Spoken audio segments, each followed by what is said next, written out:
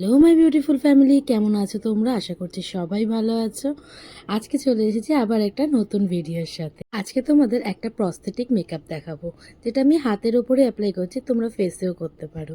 কিছুই লাগবে না, প্রথমে ভালো করে ফেভিকল আঠা হাতের মধ্যে লাগিয়ে নিতে হবে 2-3 কোট। ভালো করে ড্রাই হয়ে যাওয়ার পর এরমভাবে কাঁচি দিয়ে তোমরা আস্তে আস্তে করে কাট মার্ক দিয়ে নেবে, তাহলে তোমাদের এইটা দেখতে ভালো লাগবে বেশি।